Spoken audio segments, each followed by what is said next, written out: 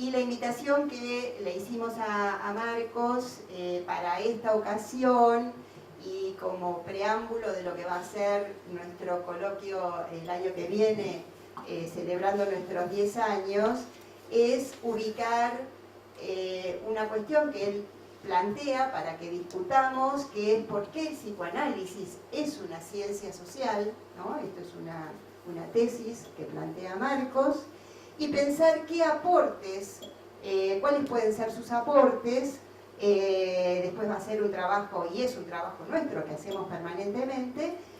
cómo esto nosotros lo recogemos desde el campo que nos toca, en la clínica del consultorio o en lo que llamamos la clínica socioeducativa o la clínica de lo social. Es un trabajo de actualización del malestar en la cultura y en ese barco estamos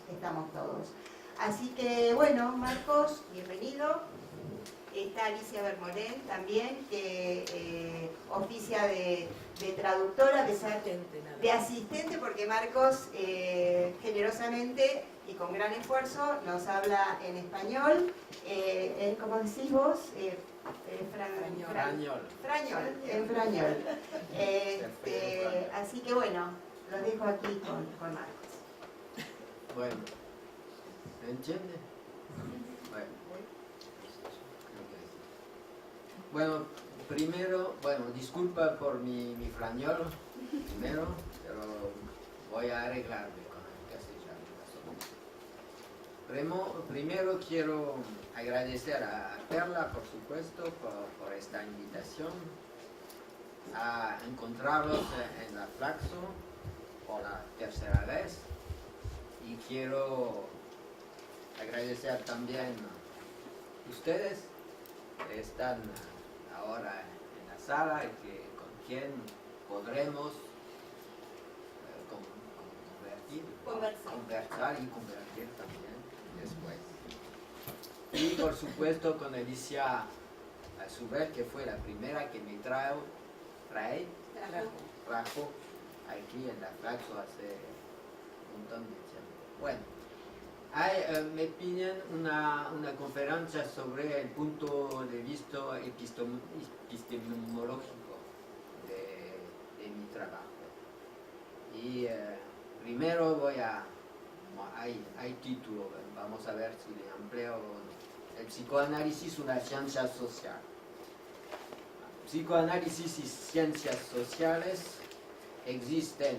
evidentemente, numerosas formas de introducir una orientación científica para la articulación entre el psicoanálisis y otras ciencias sociales. Orientación que vengo desarrollando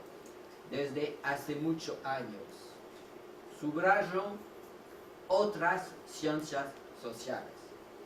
pues como ya lo afirmaba Lévi-Strauss,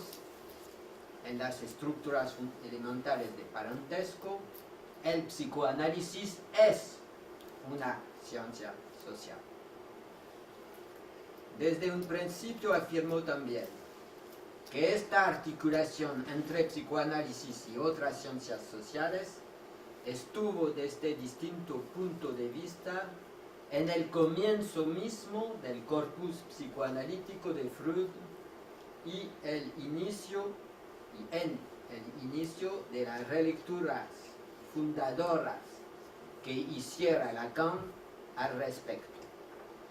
Para avanzar hay que recordar en primer lugar que las investigaciones de Freud ya apuntaban a construir una clínica del caso y un análisis de la cultura, lo que motivó la escritura de sus grandes textos antropológicos, La moral sexual cultural y la nerviosidad moderna, Tótem y tabú, El malestar en la cultura, El porvenir de una ilusión, Moisés y la religión monoteísta, etc. Naturalmente, la redacción de esos textos hubiera sido muy diferente sin las referencias sociológicas o etnológicas de Freud. Incluso creo haber demostrado, especialmente que el retorno de Lacan a Freud sería completamente incomprensible si no se percibiera que esa vuelta, ese retorno, se hizo por los caminos de Lévi-Strauss. Habida cuenta del poder del vínculo existente entre la investigación psicoanalítica y las otras ciencias sociales, habría que reconocer primeramente el lugar eminente de ese vínculo y para ubicarse convenientemente hacer una historia del mismo. La producción de una arqueología crítica del psicoanálisis constituyó así una buena parte del primer eje de las investigaciones del Laboratorio Psicoanálisis y Prácticas Sociales que tuve el privilegio de fundar y dirigir durante más de 20 años en el CNRS, que es más o menos un CONICET, y en la Universidad de Sorbonne Nouvelle. Desde nuestro punto de vista, el psicoanálisis debe, por lo tanto, mantener relaciones con las otras ciencias sociales, lo que yo denomine un archilien, es decir, un suprolazo.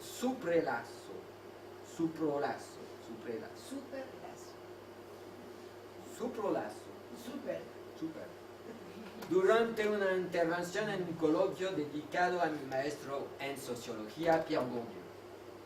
coloquio intitulado Los campos de la crítica,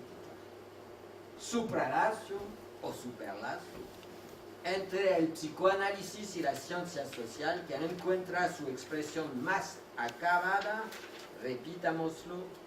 en la fórmula de Lévi-Strauss al introducir el psicoanálisis como una ciencia social. El psicoanálisis es una ciencia social. Resumo entonces los axiomas de mi trabajo para nuestros intercambios. Mi investigación y la de mi entorno llama al rigor de la orientación freudiana, organizada por la permanencia de la estructura del inconsciente, y aplica de manera crítica a esas estructuras la conjuntura del caso con las del colectivo, sean estas vistas de cerca o de lejos, vistas desde ayer y hoy, y esto con la meta de convertir en inteligibles los textos fundadores de la antropología psicoanalítica, como la lógica del caso y de las formaciones colectivas que son las nuestras. Sostengo entonces como algo esencial y para el desarrollo mismo de la investigación psicoanalítica nuestra elección epistemológica para el vínculo con otras ciencias sociales, pero también para la constitución de una comunidad de investigadores que trabaja en un plano internacional para sobrepasar las resistencias del sentido común psicoanalítico al psicoanálisis de Freud, releído por Lacan. Cuento dentro de esta comunidad al grupo de la Flaxo, el de ustedes,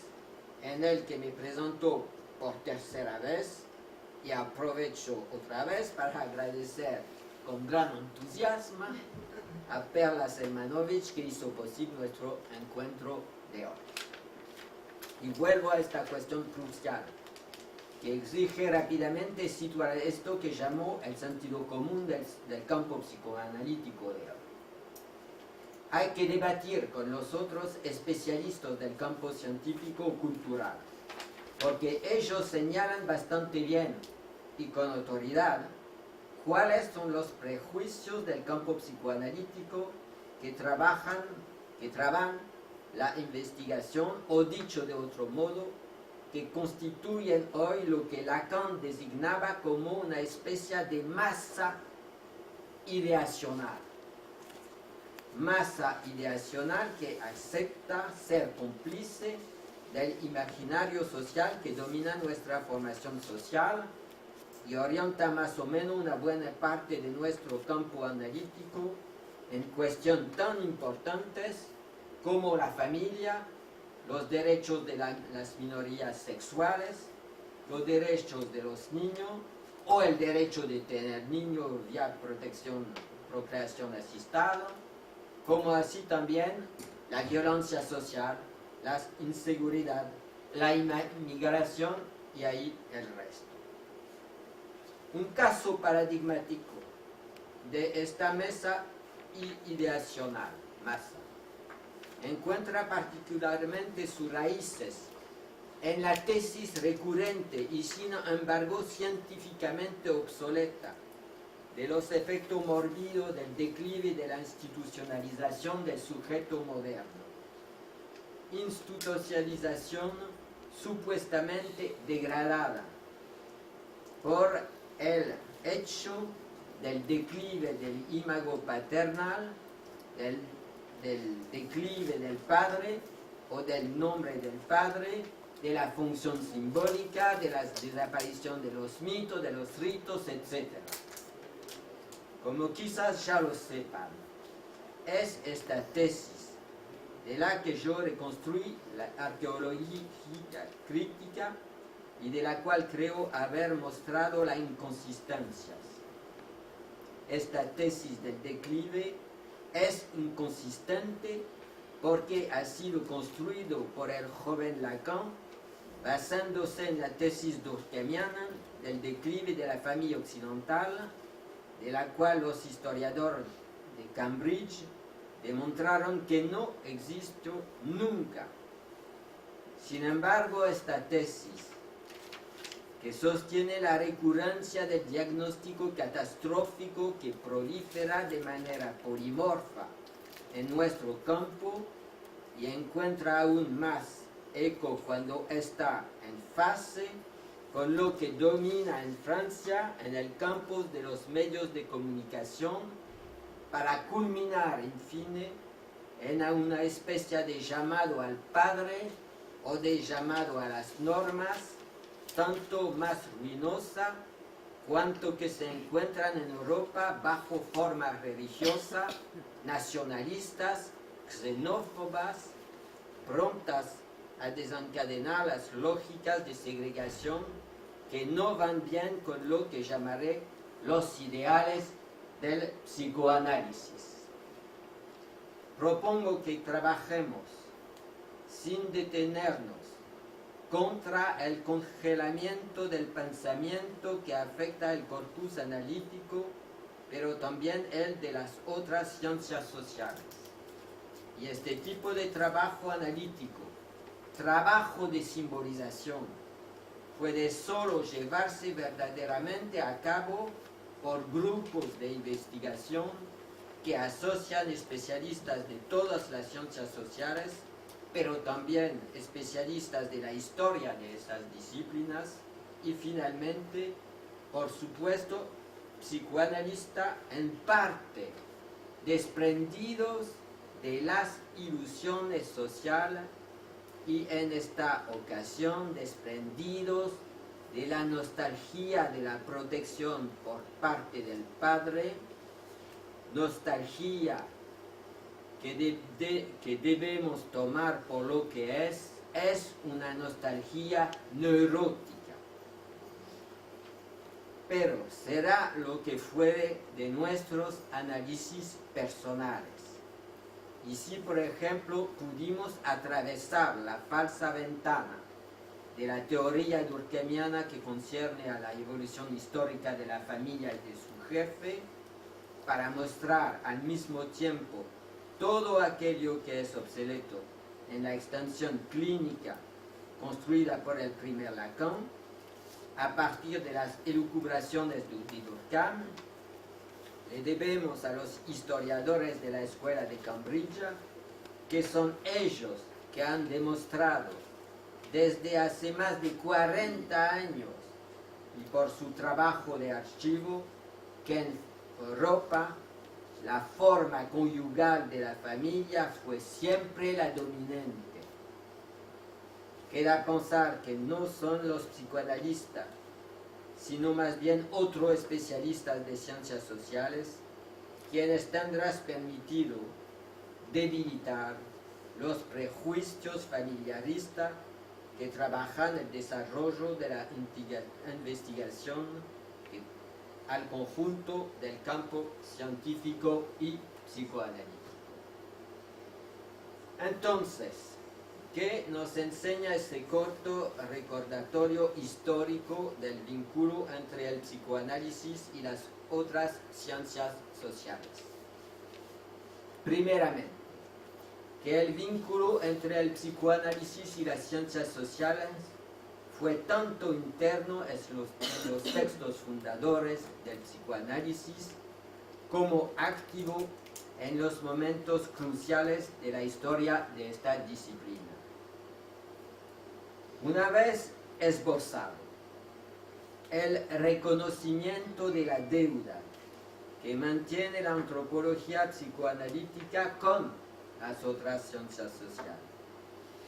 hay que preguntarse lo que pueden aportar las investigaciones freudianas a la inteligencia de lo colectivo. Desde ese punto de vista, el campo es inmenso, formulaba hace poco, por ejemplo, Arantuel. Pero dado que he tomado mi punto de partida de una postura crítica en lo que respecta a los prejuicios del campo psicoanalítico,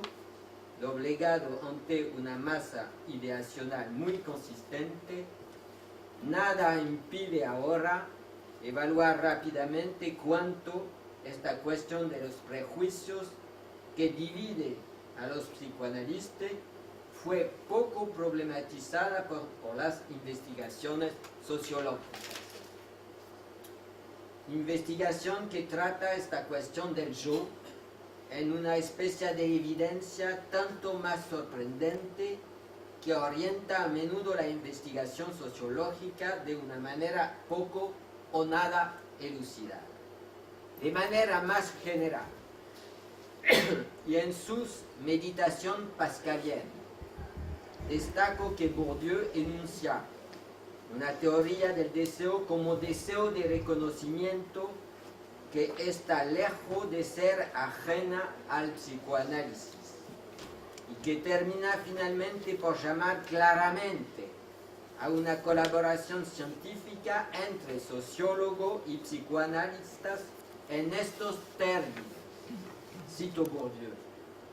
la forma original de la ilusión es la inversión en el espacio doméstico, lugar de un proceso complejo de socialización de lo sexual y de sexualización de lo social. Y la sociología y el psicoanálisis deberían unir sus esfuerzos, pero para eso sería necesario que logren superar sus mutuas prevenciones. Para analizar el génesis de la inversión en un campo de relaciones sociales, constituido así como objeto de interés y de preocupación, en el que el niño se encuentre cada vez más implicado y que constituya el paradigma y también el principio de la inversión en el juego social. ¿Cómo ocurre el pasaje que describe Freud, dice Bourdieu, de una organización narcisista de la libido en la que el niño se toma a sí mismo o a su propio cuerpo como objeto de deseo, a otro estado en el que se orienta hacia otra persona, accediendo así al mundo de las relaciones de objetos bajo la forma del microcosmos social originario y de los protagonistas del drama que ahí se representa. está aquí, planteado el tema de la socialización del niño por Bourdieu, o aún más precisamente el de su relación con el orden simbólico del cual se convierte en el sujeto. Nos sorprende entonces que el sociólogo trate y enuncie todo esto en un capítulo sobre el tema tan crucial para él de la violencia simbólica. Sea como sea, hubo que esperar un periodo muy tardío de su investigación para leer bajo su pluma un llamado a superar las prevenciones mutuas y científicamente arruinadoras que separan la sociología y el psicoanálisis, pero también para percibir claramente el apoyo que el sociólogo buscaba en el corpus freudiano para fundamentar su teoría de las disposiciones, especialmente requerida para comprender desde su punto de vista la lógica subjetiva implicada por toda trayectoria social, como por esos ritos de iniciación de los que subrayaba continuamente la potente actualidad. Él dice: es sólo a través de toda una serie de transacciones insensibles, de compromisos semiconscientes y de operaciones psicológicas, proyección, identificación, transferencia, sublimación, etc., socialmente alentadas, apoyadas, canalizadas y hasta organizadas, que estas disposiciones se transforman poco a poco en disposiciones específicas al término de todos los ajustes que acompañan una trayectoria social. En ese proceso de transmutación, los ritos de institución, y muy especialmente los que corresponden a la institución escolar, como las pruebas iniciáticas de preparación y de selección, totalmente semejantes en sus lógicas y sus efectos a las de la sociedad arcaicas, tienen un papel determinante al favorecer la inversión inicial en el juego. Todo eso es de Bourdieu. Bien, luego de haber recordado aquí la importancia que mantiene para Bourdieu la potencia del orden simbólico y su violencia en nuestras sociedades occidentales, solo podemos aquí recordar al mismo tiempo todo lo que, según el mismo Bourdieu, debería ser puesto en debate entre la sociología y el psicoanálisis, pero también queríamos mencionar esas muy hermosas meditaciones para recordar que Bourdieu había finalmente dado testimonio de la imperativa necesidad de trabajar en la indispensable integración de la ciencia social del hombre en sociedad, o de lo que el sociólogo llamaba simplemente la ciencia del hombre. Pero, si por nuestra parte, desde hace tiempo hemos adoptado esta idea, todavía debemos hacer aquí la pregunta simple, pero temible, de lo que es insoslayable para esta ciencia del hombre, o aún más para esta antropología. Mi proyecto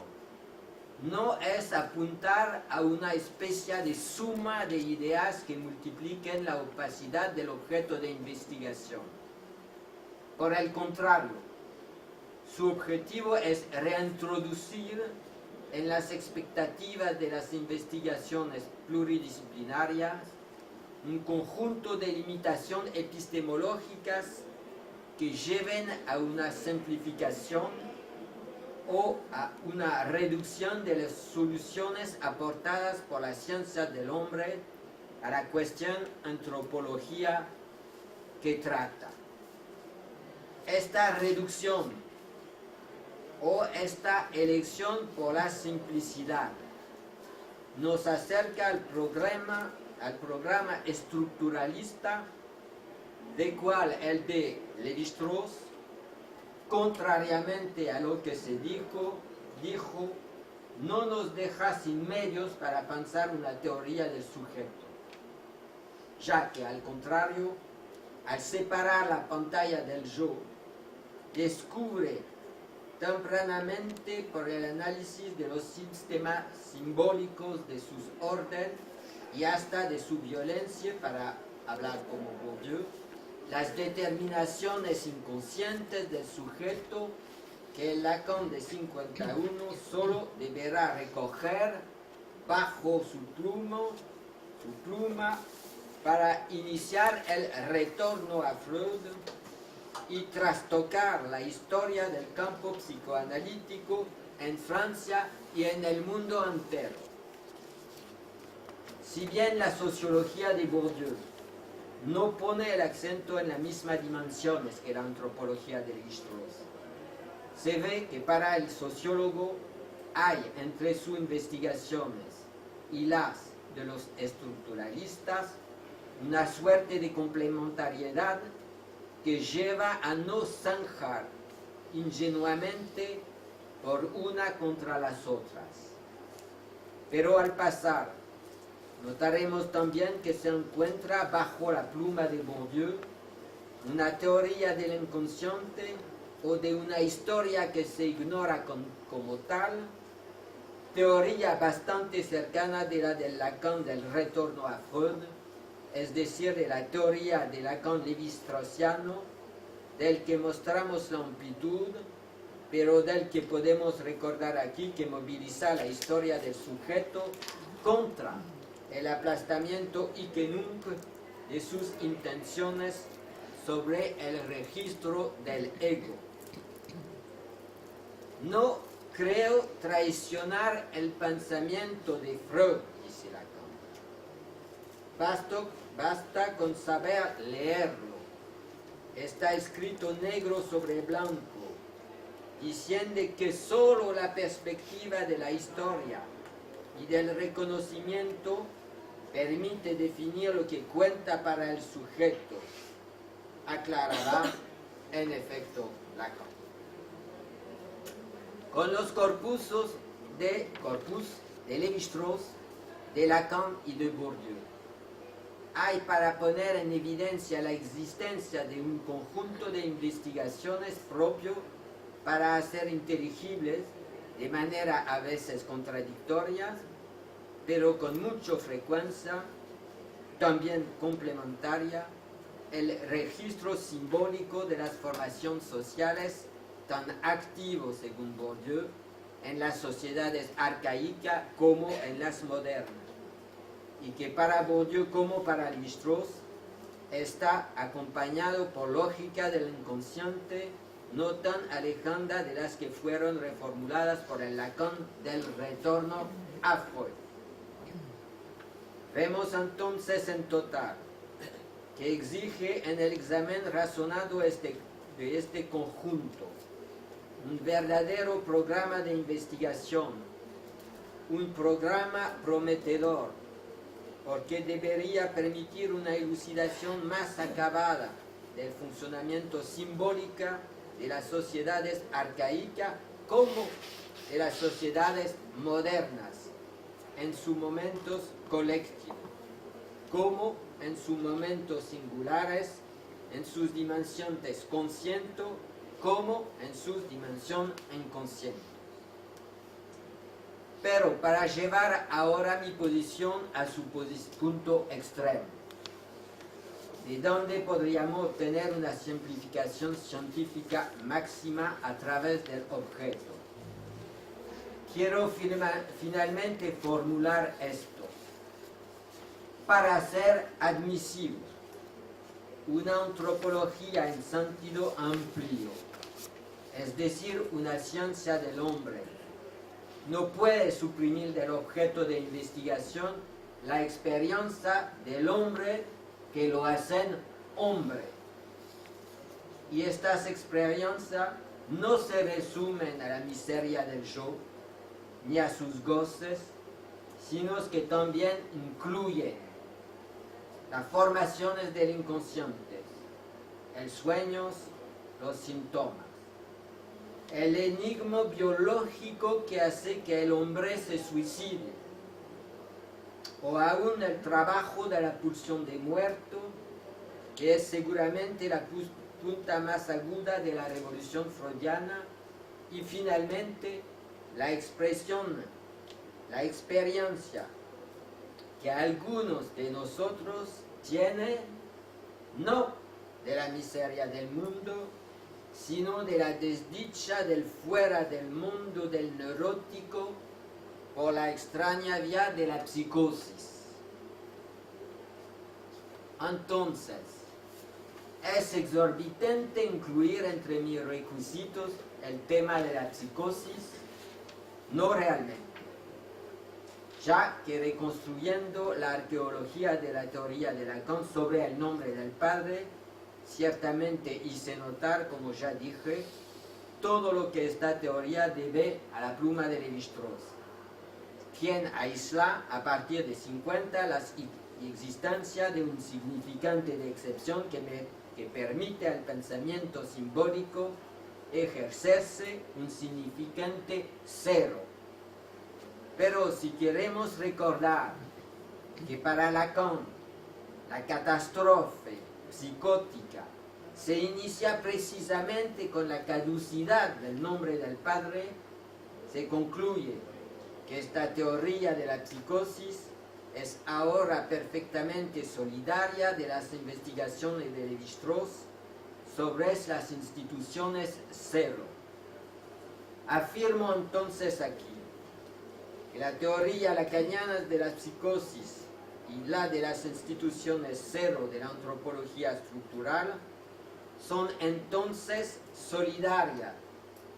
aun si Lévi-Strauss precedió aquí a Lacan. Y agregó que la teoría lacaniana de la psicosis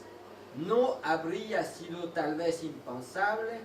sin el aporte de Lévi-Strauss, pero en todo caso lo que es cierto es que no habría sido pensada sin él.